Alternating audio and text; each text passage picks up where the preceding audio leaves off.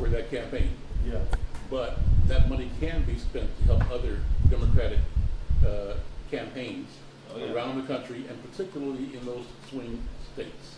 Yeah. And he'll have even the Democrats that are criticizing him now running and asking for help. Yeah, they'll be all asking for help. Yeah.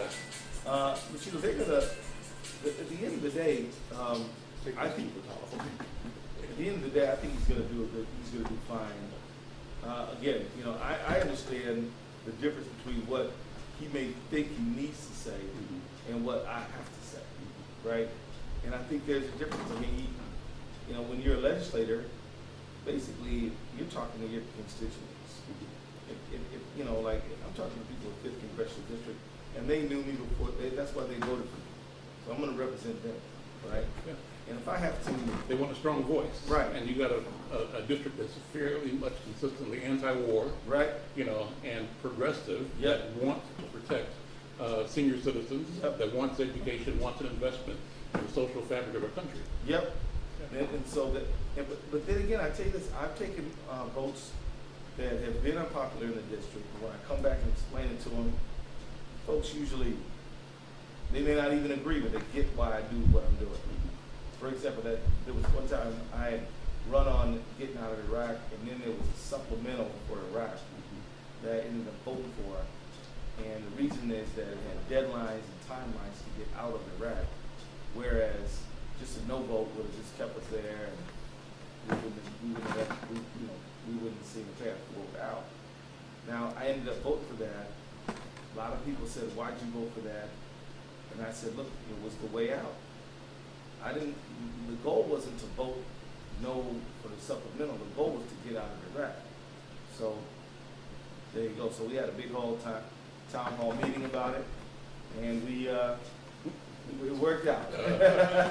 But you know, his role is to he has another role to play, and the role that the president has to play is I think it should be to lead the country. That means, you know, getting in mud fights with the Republicans might not be to his best advantage, because he elevates them when he fights with them. If you fight with somebody, you're implicitly suggesting that they're a worthy opponent. And that's why I think that, you know, he wants to stay above the frame to a certain extent. So I think that the president is playing the proper role, but I also think that he needs to bring the fight earlier, and he needs to understand that inviting them to the White House, having them watch the Super Bowl with you, they don't care about that. Isn't he trying to divide them, separate the conservatives from the ultra-conservatives, or to create a distinction or division? But they're not falling for it. Right, he's trying to divide them, but you know what? It's hard to do, because you know, when because Republicans are more afraid of a Tea Party challenge than a Democratic or liberal challenge. What do you see Tea Party doing? They're going to stay around a long time? You know what? I'm gonna tell you this. I predicted their demise before this, and they're still around and a force. So I'm sort of not really prognosticating about them anymore, because their movement was so. There is no unifying theme other than anger, and you can't govern based on anger. They demonstrated they can't govern because look, they even shut down the FAA. They brought the country to the brink of default and downgrade. And they're happy with that. And they're fine with that. So they cannot govern, because of course anger is not you can't govern in anger. You got to govern with vision. So, but you know, you can't underestimate anger. And people who will get on the internet and believe all kind of crazy stuff and want to believe conspiratorial stuff, and this really is something that goes along all parts of the political spectrum. People on the left believe conspiracy. People on the right do too. And so I don't know. I'll tell you this: the last big rally they called on Capitol Hill had 20 people. Okay. So the mass movement of them is sort of fizzled. But and then you take the president. I mean, absolutely convinced that much of the vitriol that is aimed at the president has to do with him and his individual circumstance, his color, his race, his parentage. Right. They are offended by these attributes of the president. So that's not going to change. And they're saying that too. Right. Right. They're offended by it. Yeah. They're like, his father's a Muslim. Yeah. Probably he is too. Yeah. And as a person who is actually a real Muslim, I can tell you that there are people who are absolutely committed and have and are well organized and well funded, and their level of hate doesn't know any boundary, and they're not going to pack it in, no matter how wrong they may be, and they have their own political agendas they're trying to achieve, and so that targeting him is not going to stop overnight. What he can do is marginalize these people and bring who he is as more of a mainstream accepted value, but he's not going to eliminate these crazies. What are your predictions for the 2012 elections? Do you see in the various state houses Democrats coming back up? I see a big swing. Republicans classically overreach. If you look at them, they overreached in 95, in 94. So with Clinton, they impact. See, the thing is, the Republicans get even a tiny majority, and they run the table.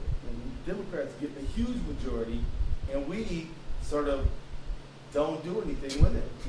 And so it's like, what are you scared of? What are you afraid of?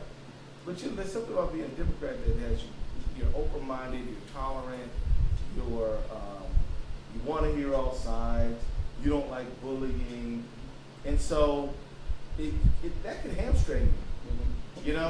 We need, right. We need some progressives who understand power and get comfortable with power, because we actually, a lot of people on the political left don't like power, and because they associate it with oppression. Right. It doesn't have to be that way. And somewhat anarchistic, even the left is. Yeah. And so you got to get comfortable with power. You got to understand that it is a function of power that you can make sure Social Security checks get out to our nation's elderly. Because there are people who are going to use their power to stop that from happening. It's a matter of power to make sure that we got affordable, high quality education for our young people of whatever income and race they may be. You can't do it unless you have power. So we've got to get comfortable with the idea of power. I've heard you talk about this issue many times. And so, but we're not yet comfortable with it, because our idea of power is, I don't know, police beating up some black folks or somebody using it for evil purposes. And so we've got to get a new level of comfort. Okay. What about the states? Minnesota, what happens here? How will this state benefit from an aggressive and vigorous Obama campaign this year? Well, let me tell you, I think we're in for a big swing the other way, because locally these people are responsible for a shutdown. If you look at the polling data, people blame the Republicans for the shutdown, and people don't really know who to blame, but they know that Dayton wanted to get something done. Dayton, and so we had divided government, but that doesn't mean like we should have dysfunctional government. And shutdowns are dysfunctionality. And shutdowns mean that something's broken and doesn't work. And so I think that there's going to be a big swing backward. Let me tell you, I'm going to be campaigning like my very first campaign. We're going to be vigorous. We'll be reaching out. We're going to identify all the low turnout neighborhoods of our precinct. We've identified all the new American communities. So we're going to all the students. We're going to let the DFL make sure the regular file DFL voter gets out. But all these specialty groups that may not get out there unless you reach out, we're going to be going out to them. So the last non-presidential election, the last non-presidential election, which would have been 2006, my first election, and then this last one, 2010, you can compare non-presidential elections, midterm elections, and then you can compare presidential. You really can't compare presidential or not, because the numbers are just all different. But last non-presidential, I had in 2006, I had 132,000 votes. In 2010, I had 154,000 votes, and I'm the only one in the Minnesota delegation who went up, and I had more votes than any other Democrat in the state of Minnesota. Well, this isn't because of luck or good luck, looks and charm. This is because we got out there and relentlessly campaigned in a way that was high touch. So you don't see me. I'm not going to waste my donors' money on TV. We are putting it into volunteers so that they can go out and they can make a personal connection to people. And so that's what we're going to be doing even more than we were doing before. And so we're going to be doing a lot of high touch, hands-on, door-to-door, coffee pledge. And we've never really shut down our campaign. We campaigned round the clock, round the calendar. Let me ask you about three things international, four things. One, just impressions, thoughts, the Arab Spring. Yeah. Two, Somalia. What's going on right there, right now in Somalia. I'm reading this book called Crossbones, which is a wonderful read about the history, the feelings. It's fiction, but it's a great story. Also, Sudan. Just came into play as a new nation, South Sudan. And always we want to be concerned about the status of Liberians. What are your thoughts about the whole Africa picture and our country in Africa? Well, let's talk about the Arab Spring. It's important when you think of the Arab Spring to understand that, Arab and Africa are tightly interwoven together. They really refer to the Middle East and Africa as Afrabia. There's really a blending of the cultures. And if you've been there, you see that happening. And so the Arab Spring, these people have all lived under dictators for years. And many of them have been supported by the West and paid for. And, you look at Mubarak, he's been paid off and to provide, to guarantee peace for Israel. And, and if you look at the North African countries, Syria, they've all been under dictatorship, and the people are just sick of it and they're throwing it off. Now there's a youth bulge. So there's this youth slope, it's going up, all these young people, and of course at the same time you have the new reality of the supercharged individual. Because with an individual now can get on the internet, YouTube, and they talk to the world, and that is a new thing. So you get this youth bulge together with the technology that magnifies the weight of an individual citizen. The average age of the Egyptian population is around 24. Right. Absolutely. The leaders are all 70s, generally speaking, except for Assad, I think. Right. Both the leaders, so you get a huge generational issue. Yeah. Well, if you look in the Middle East, the young people are sons of former dictators. So, for example, in Jordan, you got King Abdullah. Well, his father used to run Jordan, and then in Syria, you just mentioned Assad. His father used to run Jordan. So they're not, even though they're young people, they're not really. They don't offer new leadership, and all of Dad's cronies are still there, and they better do what Dad's cronies want, and their aunties and their families and all this stuff. And so this is going to shift. I give Syria 2 years before it goes. I think Gaddafi could fall within 90 days. Again, it's hard to predict, but he's captured he's surrounded on the two sides, and as long as the rebels don't turn on each other, they will be able to get rid of Gaddafi. And Gaddafi has nowhere to go. He's a pariah in the world. So that, I think that is going to end up. Yemen is another case. All these dictatorships are also family businesses. So they're highly cronyistic, highly nepotistic.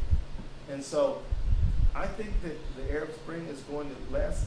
You're going to see it bleed into Africa more, though, because there's a lot of structural instability in certain countries like Ethiopia. In Ethiopia, you got a lot of dissatisfaction there.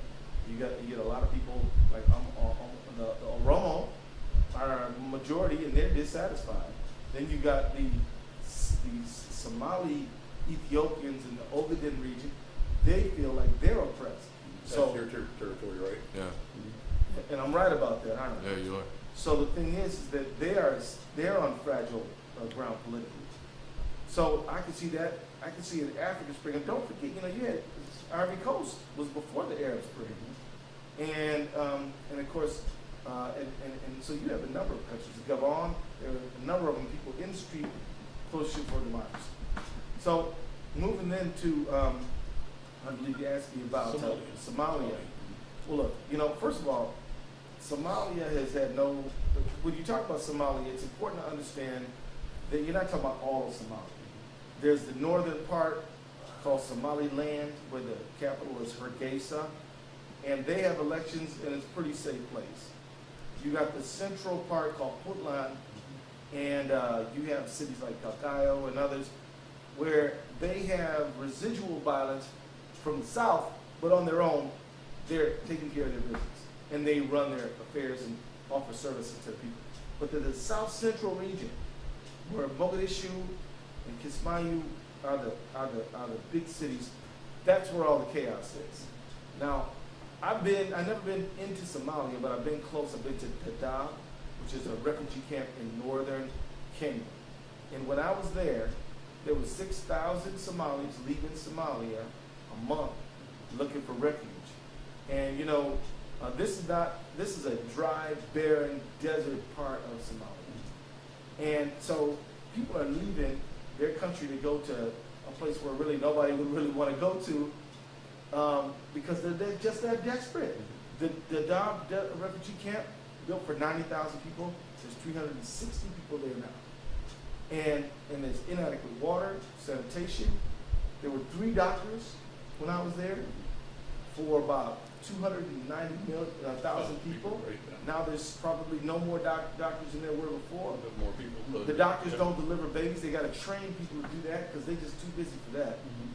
And so it's a desperate situation.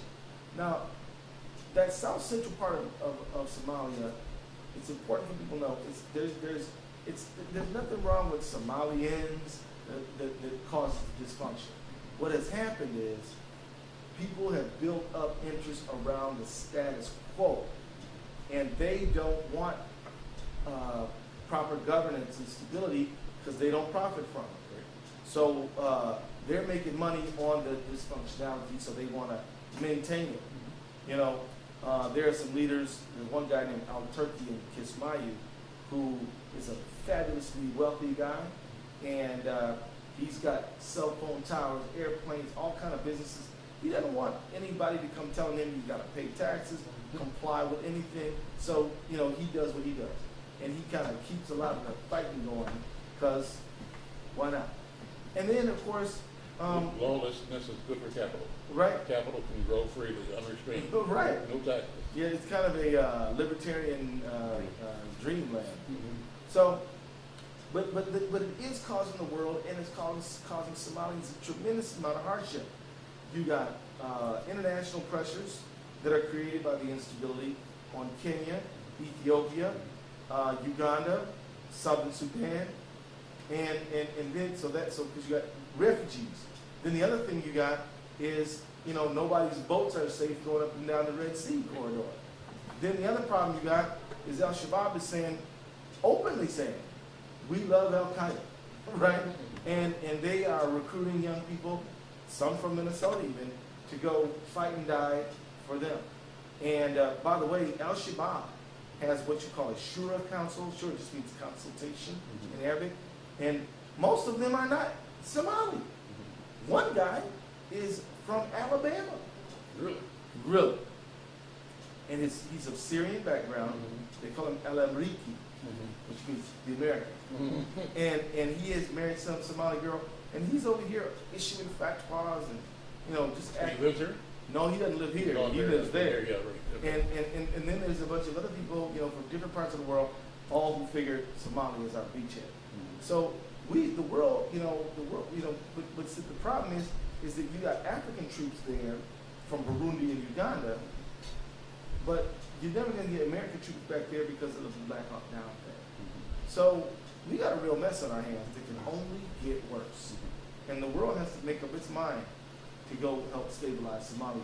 They cannot do this on their own because there's too many people who have built up trouble. And by the way, the world is to blame. The Europeans dump toxic and medical waste that runs up on the Somali shoreline.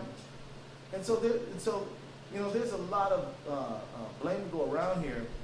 And I think when the U.S., decided to like get into it with Mohammed Farah ID as opposed to help stabilize the country, that was a tactical error, which ended up in the Black Hawk Down thing. Somalis are very proud people, like all people, and they don't like foreign forces in their country. Nobody does. But if the U.S. would have said, look, we're not in your thing. We're going to help you convene a way to solve it yourself.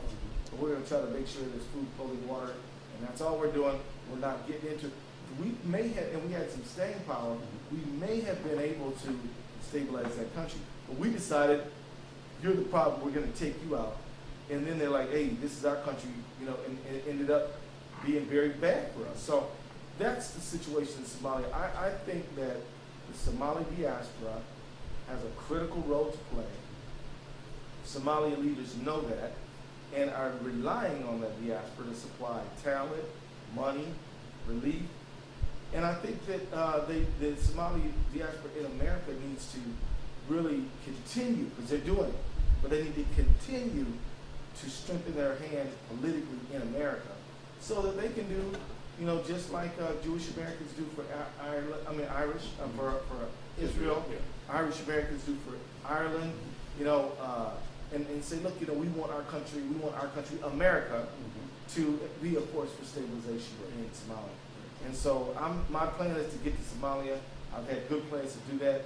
I had an injury which sort of delayed that, but that's just a delay, not a cancellation. Let me get to South Sudan. Now, I have been to Southern Sudan. I've been to Juba, and I've been to Khartoum, and I've been to Al Fashir, which is a city in the Darfur region. And I'm telling you that Southern Sudan is probably not better off because of the split, but the northern part of Sudan never made unity attractive. You can't blame South Sudan for leaving, because North Sudan never said, roads, bridges, we're going to help you develop. They just sat back on their arms and criticized and actually probably promoted divisions within Southern Sudan. So this is like their fault, it's shared. But I do think John Garang, who's now the late John Garang, leader of the SPLA, Southern Sudanese Liberation Party, he never wanted division. But he said, if you won't work with us, that's our only alternative. And of course, that's where we are now. I fault the Khartoum government and I praise them at the same time, because on the one hand, they let the referendum go forward, and Southern Sudan is now its own country. On the other hand, they started causing trouble in Abyei, which is that border region, and it's all about oil, And so there's been some real conflict there, and I think that they need to be held accountable. I'll say this, when I was in Sudan, I asked American people on the ground, who I can't name, should Sudan stay on the terrorist, state sponsors of terrorism list? And I was told by Americans, not Sudanese people, no, they shouldn't. I said, well, why are they still on there? The guy looked at me and said, well, politics.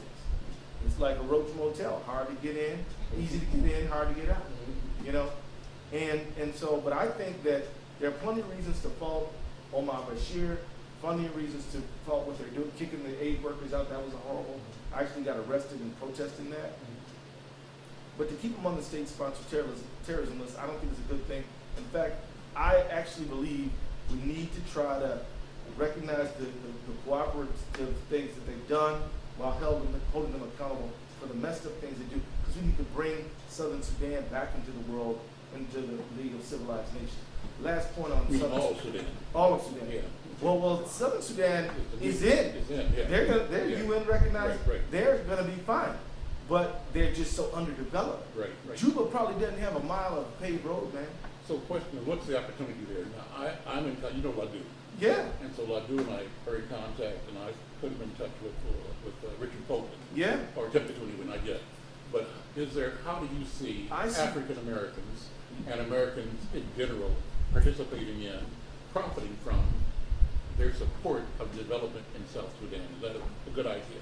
I think it's a great idea. I think you need. I think it's a big open field to build in, because they literally need everything. Right. Because as I was alluding to a moment ago, the Khartoum government has just, they have done nothing. You know, it's you go there and you know, I mean, this street out here, Bryant, would be the best street in southern Sudan. I mean, it's just a joke. They got no infrastructure, and yet it's green. It's, you know, you think of Sudan, you think of some dusty, dry place. It's green, lush, and beautiful. Could be the breadbasket. Oh my God, it could easily be that, but they got to deal with the internal conflict they have down there. But that can be done. I would say that it's certainly a growth opportunity, and I think a lot of people from the international community want to do some good. And I think that a successful Southern Sudan will actually help reform the Khartoum government, because they'll know they got to get their act together. Now, last point on that, on Sudan. One thing I learned that is not true. There is no Arab Muslim North abusing the black Southern South. That is a fiction. Okay. It's not true. Okay. If you go there, you can see it. First of all, there's nobody in the North that you would recognize as other than a black person. Everybody's black in Sudan. North, South, everybody. And then the other thing is, they got Christians and animists in the North, and then they got Muslims in the South. I went to Jumu'ah prayer in the South. So, I mean, it's not nearly as simple as some people would want to paint it. Now, they do have, there are people who are forced laborers, slaves even. That happens.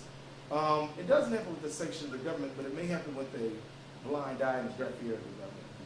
But so there's a lot of things that, but you got to understand, the Khartoum government has fought with the South, longest civil war in Africa, fought with the West, that's Darfur, and fought with the East too. And they've had to have conflicts with, they've had conflicts with everybody, because they want to take that, where the blue and the white now come together, that's what Khartoum is. And they want to take that region and just dominate it and basically give everybody less. So it's not really racial or religious, it's a power thing, like most conflicts in life. So you mentioned Liberia. Well, before you do that, okay. Here's how Riek Machar, yeah, who's now Vice President of Southern Sudan, explained to me. It was a new concept for me. He said, you know, we are Africans, we are black Africans, but the people in the North are Arabized Africans. That's the Arabized Africans. What is that? And I thought about it, flip it around. It's like African Americans. We're anglicized Africans. So we're Americanized Africans. Right. And now I see what an Arabized African is. Well, you know what? I thought that was interesting. You know, that is actually a true statement from a cultural standpoint. Yeah. But that doesn't mean that that is the nub of the conflict. Well, the point he made is that the Arabized Africans see Mecca and the Arab world as the center of creation, whereas he sees African antiquity as its center, and that is in distinction too. But, so, right. But worldview. While I would agree with him, I would say that's no cause for conflict, because look at America, man. We got Muslims, Christians, Jews. We got 50 kinds of Christians. We got 50 kinds of Muslims. We got 50 kinds of Jews. You know, you got Orthodox Jews, you got Reformed Jews, you got Reconstructionist Jews, you got Labubba Church, you got all kinds. So you mean you got people who don't go to religion at all. You got every color, every culture. And in America, we're not murdering each other over that for the most part. It does happen, but it's occasional. You take a country like Somalia, though. Somalians all speak Somali. They're all ethnically Somali. And I mean, I'm not trying to be stereotypical, but I can look at somebody and tell whether they're Somali or not. You know, and you're not always right, but you're sort of right. You know, and then they're all Muslim, right? So you got great homogeneity, and they're fighting, right? And they are fighting. So my point is that homogeneity, cultural, similarity doesn't bring peace. Pluralism doesn't need to bring violence. So while I would agree that a lot of the Africans in the North are Arabized, which is true, because they speak Arabic as their mother tongue. They're reciting Quran from front to back. You know, they wear clothing that you see similar in the Middle East. what I'm saying though is that these people, that doesn't need to be a cause for conflict. And here's the thing, a lot of the people in Sudan, I'm talking about the northern part, though we look at them perhaps as Arabized Africans, people who are Arabs look at them as still sort of African. Right. You know, so, right. so it's, but that's why I made an earlier point about how there is no bright line of demarcation. There's a flow. You know, it's a blend. Yeah, yeah. You know, look, Kenya is a perfect example. I mean, it's a, you know, you go from the lake to the ocean, and you got, it's just, you can see how in the one end the people are generally not Muslim, generally, they trace it, they're either Christian or animist, but as you move toward Mombasa, you know, the people get more and more, and you see more Arab cultural, and of course you would, because that's the color. So what I'm saying is, there's no bright lines, and in fact, I think the Sudanese can help form a bridge. We shouldn't see them as a wall; we should see them as a bridge. And so that's sort of my thing about Sudan. You know, there doesn't need to be conflict based on cultural, religious differences. And similarity doesn't guarantee that there'll be stability. Liberia, I think from an African American standpoint and from an American standpoint, it's probably one of our best chances for real success. First thing you need to know about Liberia, has more water than anybody. Liberia, you don't go for a drink, you don't go wanting a drink of water in Liberia. They got it. It's green. Firestone knows that. They got all them rubber plantations there. But they could feed their population if they just had the things that they needed.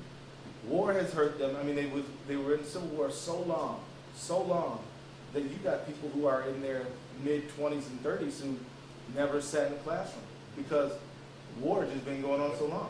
Now, you want to talk about interchange between America and Africa.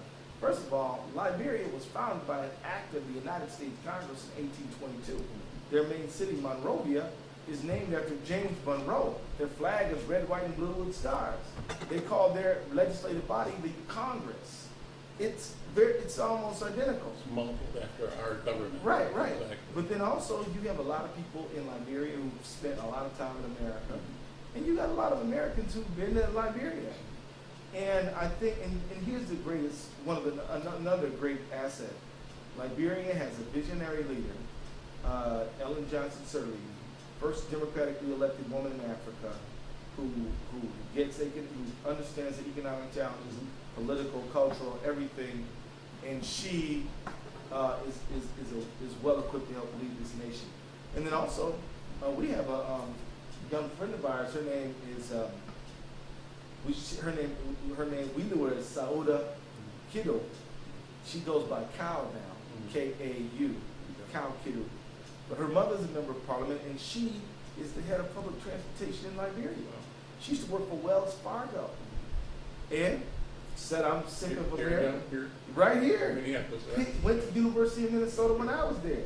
Okay. And I was in Liberia on July 4th, 2010. And I'm in the embassy, U.S. Embassy, and here she walks up and tells me how she's been there for years and years, and you know what I mean? And Minister of Transportation. right. Yeah. And she's doing public transportation. It's an amazing story. So it's a country where that's a country where development is we need to get a trade mission to Liberia. We need to, that would be a very important thing to do. And of course, Nigeria too, they're the big daddy in Africa. Of course, their biggest problem is corruption. If they could work out the corruption, they could be a fabulously wealthy country because they got everything in Nigeria. In Nigeria. Anything happened in Cuba this year? Well, Cuba, I think, in the U.S. Congress, you still got some diehards who hate Cuba, don't want to change the status. We absolutely should. I am 110% in favor of normalizing with Cuba. The whole world's in Cuba. We're not in Cuba. And so Cuba needs to be brought into, we need to build a relationship. I almost mistakenly said, needs to be brought into the world of nations. They're already there. It's just they just got a problem. We just got a problem with them. We're acting like we're not there. Right, but they're there, and every Europeans know it. People from Latin America. You know, when you mentioned Cuba, we have no Latin American policy in America, really. We've got to reconceive the whole way we deal with the South. And there have been amazing changes down there.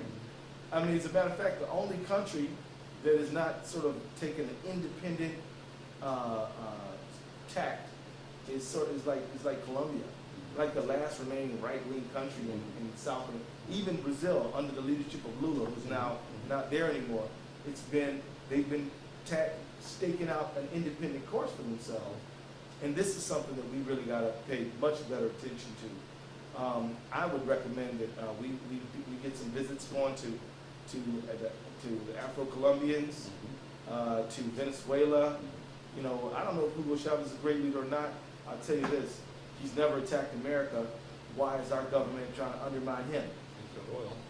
Well, and he's got, you know, and so there's a lot of, and then, you know, whether it's Bolivia, Cuba, all of them, they do not conceive themselves as as America's backyard. Final question: what's the fortunes right now? You know, a lot of members of the CBC are quite upset with the president.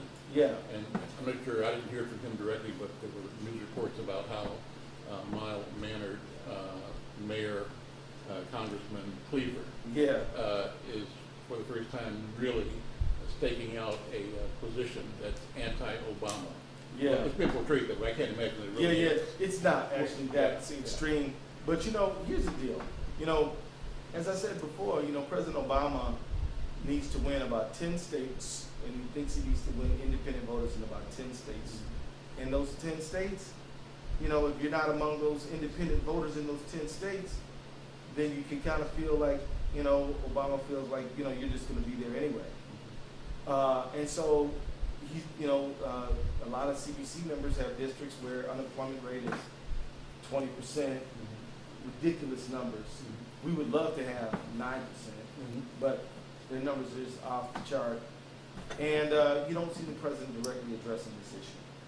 So to me, it's a matter of power, again, and it's not anti-Obama to demand that Obama address the needs of people. Right. But I want to make it very clear to people, I support Obama. Right. I recommend they do too. Right. Because if you don't, Yeah. you'll be dealing with President Palin or President Bachmann or President Romney, and you ain't got nothing coming from them. So, you know, and plus Obama has done some really good things. You know, people of color are going to really benefit if we can ever get the Affordable Care Act implemented. We're the ones most likely to be uninsured, and this is going to be really good. And so my advice to Obama is do a jobs program. It may not directly appeal to swing voters in independent and swing states, but I think a highly motivated, animated base has a certain magnetism for independent voters.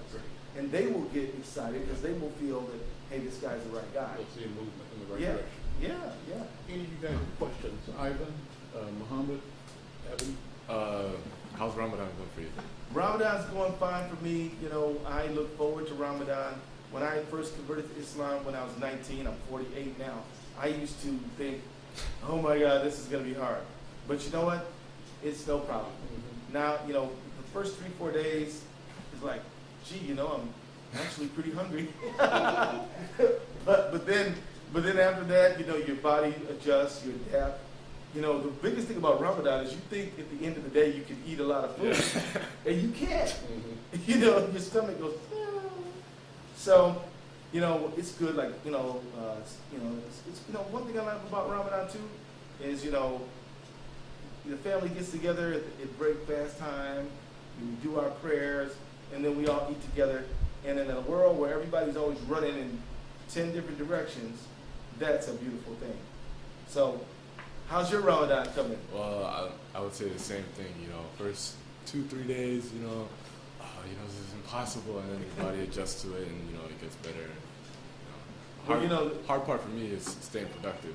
Yeah. So you get tired. Yeah. So after a week or so, I don't feel hungry so much, but around 6 o'clock I start yawning. Yeah. My energy starts going down. So, but maybe this is a sign that we need to slow down a little bit this time of year.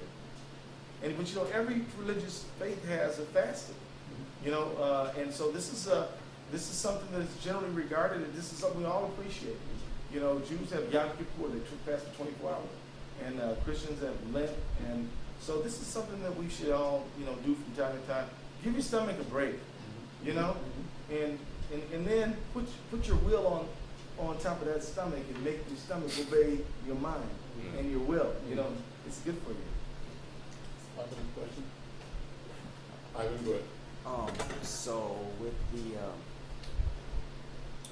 debt ceiling and everything, if we were to, I'm trying to figure out the first question. If we didn't raise the debt ceiling, how would that have further affected the U.S.'s credit rating? Well, probably now we got downgraded. Well, first of all, there's 3 credit rating agencies: there's Fitch, Standard & Poor's, and Moody's. One of them downgraded us, Standard & Poor's, from AAA to AA plus. And well, if we would have not raised the debt ceiling, we would have defaulted on Americans' financial obligations, which would have meant that probably we got downgraded by all of them, and things would have went much worse than they have already. And but I think that you'd have seen credit cards go up. All loans would have been more expensive, and people who were on the brink of foreclosure probably would have fell over the edge and be bad. And then of course we would have set an international crisis on. There's a huge debt crisis in the European countries: Portugal, Greece, Ireland, Spain, and it would have made all that worse too. Albany, any questions? How did you become interested in politics? Well, that's a good question, because I've often wondered that. I don't remember the time that I got interested in politics. I do remember the time I got interested in electoral politics. It must have been around 1994, 95. Before then, I viewed politicians as basically people. It doesn't really matter who's in office. If you push them and pressure them, they'll do what you want. And sometime around 95, my son got to be around 12. I started remembering something my dad said. He used to say, he would say, do you say jackass? Yeah. He said any jackass can kick down a barn, but it takes a carpenter to build one, right? And that started resonating with me more. And my politics was protest oriented. It was fighting the power, you know what I'm saying? Yeah. It was all of that kind of stuff. It was what was wrong, what was racist, what was unfair, what was unjust. And then my politics converted to, you got to build something in this world too. You got to make something. You got to have an institution. And I began to, so I then began to see the value of engaging the political process more. So then I ran for office in '98 and lost, and then ran again later and ended up winning. We're out of time. You're out of time. You got to go. Okay. Any comment to these young voters and future voters? Any words that you'd share with them? Well, all I want to say to you guys is, some people will say you are the future. But I say you are the present. You guys are leaders now. You should be exercising your leadership right now. If you want to, you got to understand that if you don't control the situation can be used to control you. If you don't impact the situation, then that situation can be used to impact you. And whether or not you participate in electoral politics or not, you still got to obey the laws of the society. So why not be a part of making those laws, right? And that means choosing the people who are going to make them. So that's what I want you guys to do. And you, Corey, should be running for student council. What do you think of that? I'm not sure if they have that in my school. Well, you can make it up. You can go to the teacher and say, how come we don't have a student council? Right? Did you do that? Down there in Florida? That's where you're from, right? Yes. Okay. And you're Florida too? What about student council? Okay, good. You can tell your grandpa all about it. And she will. She's good. I know. Really smart. And for other young staffers, you guys are coming up strong. Very proud of you. And journalism is going to be totally different. When Mr. Mack got into journalism, it was mostly writing and or TV. Now, everything is exponentially changing, and you guys got to stay on the cutting edge of it. And I can see with all these doohickeys and gadgets, you guys know that. And yet you got the Elements of Style, which is an old book with good stuff in it. So you can, that right there is interesting. You're combining the old and the new right there. It's with your HD hand video camera. Your people are calling you. So my people are calling up. They're coming together Can with we do a group picture? yeah. Travis? Yeah.